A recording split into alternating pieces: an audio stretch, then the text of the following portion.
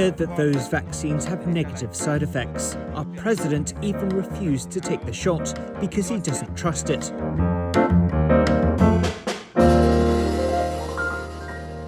This is In the Loop. I'm Christian Bryant. Let's take a step back in time right quick. Remember when the first COVID-19 vaccines were approved? There were lines everywhere. Getting a few essentials at my local drugstore meant I had to squeeze through lines of folks waiting to get their shots. Demand was soaring, and at the height of the rollout, the US was administering more than 3 million vaccines a day. Since then,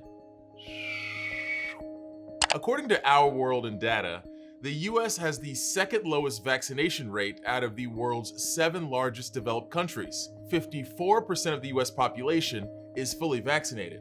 But that relatively low US vaccination rate isn't due to a lack of supplies, more like a lack of willingness. While the US debates a booster shot, people in many parts of the world haven't had the chance to get a first shot. Just 1.9% of people in low-income countries have received at least one dose of a COVID-19 vaccine. Tonight, we're putting our attention on the global vaccine rollout in other countries because, after all, this is a global pandemic and it's not really over in one country until it's over in most countries. Today, the country with one of the lowest vaccination rates in the world is Haiti. That's not hard to wrap your mind around considering they just got the first batch of vaccine doses earlier this summer. The US sent 500,000 doses of the Moderna vaccine through the global vaccine program COVAX. The thing is, the country's had its hands full with other issues, like recovering from a massive earthquake that killed more than 2,000 people. That pushed its already fragile healthcare system to the brink. Right now, less than 1% of the population is vaccinated, and progress is slow. Unlike other countries, it hasn't seen as bad a wave of COVID-19, but cases started to double at the beginning of this year. Still, many Haitians don't see COVID as a big threat, and that's contributing to vaccine hesitancy. Only 22% of adults in Haiti were open to getting the COVID vaccines, according to a survey conducted by UNICEF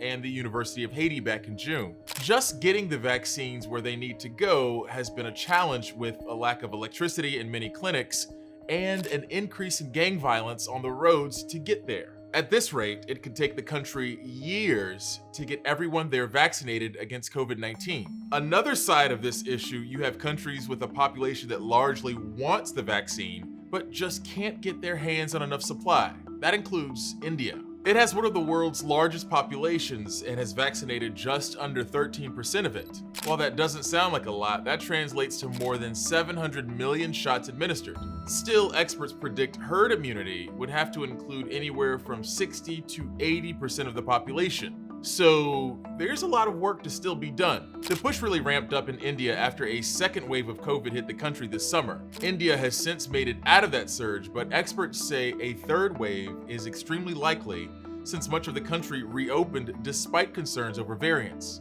Officials in India set a goal of getting the rest of the population fully vaccinated by the end of the year. But to do that, they need to administer more than 10 million doses a day. In August, the daily average was around 6 million. India is currently using 3 vaccines: AstraZeneca, Covaxin, which was created by an Indian firm, and the Russian-made Sputnik V. The country isn't even looking into booster shots yet. They're still focused on getting more of the general population that first dose of a vaccine.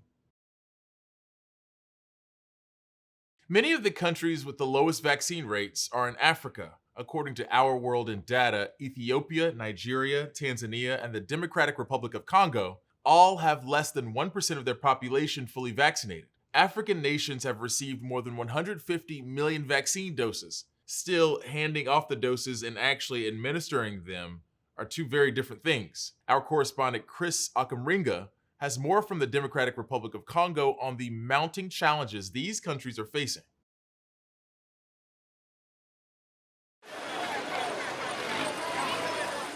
The COVID-19 pandemic has spread to every one of the 26 provinces in the Democratic Republic of Congo. It's the second largest country in Africa, with an estimated population of 90 million people. But figures from the country's COVID-19 National Task Force show only 85,000 people have been vaccinated so far. Congolese distrust in vaccines intensified after European countries suspended the use of the AstraZeneca vaccine over blood clot fears in March. We heard that those vaccines have negative side effects. Our president even refused to take the shot because he doesn't trust it. That's one of the reasons I'm against getting vaccinated. The other reason is that our COVID task force hasn't provided us with enough information about the benefits of getting that shot. The DRC ended up giving back 1.3 million doses out of the 1.7 million it received from the UN-backed COVAX program in March. One vial of the AstraZeneca vaccine contains 8 doses. Once we open it, we have to quickly administer it to 8 people, but we sometimes receive only 1 or 2 people willing to take the jab the whole day. We've ended up throwing away many doses because an open vial gets spoiled if it stays long in room temperature. The country recently received a new batch of Moderna vaccines from the United States through the COVAX program. The UN says the arrival of the Moderna vaccine is a big step in the DRC's fight against the COVID-19 pandemic. But this country has a long way to go to convince people to roll up their sleeves and get a shot. I'm not willing to get that new COVID-19 vaccine because I'm not sick, and I've not yet seen anyone who got that disease in our country. I only keep hearing reports about people who have died abroad. Those foreign scientists designed the vaccines for people living in their climate. Our tropical weather has kept us immune from that disease. That's why I won't take that vaccine. I consider it a deadly poison. We want to see our leaders get vaccinated first, and then we will consider taking the jab. We're afraid of the negative side effects of those vaccines.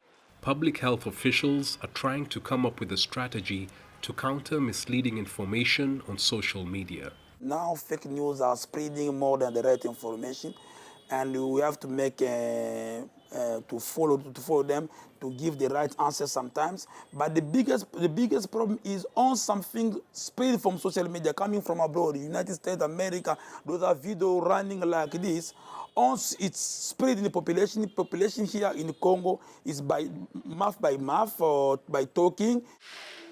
The epicenter of the pandemic in the DRC is in the capital, Kinshasa, but cases of the disease have also been recorded in the east of the country, where there's an ongoing conflict. That makes it more difficult to contain the pandemic. The US government and international aid agencies are supporting the DRC with logistics to deliver COVID-19 medicine and vaccine to people there and in other remote areas. But vaccine hesitancy is still widespread despite a rising number of cases. And as people in more wealthy nations make plans to get booster shots, the Congolese government now faces a huge task, making available the first doses of the COVID-19 vaccine to its people and convincing them to get the shots. Christian Bryant for Newsy, Kinshasa, Democratic Republic of Congo.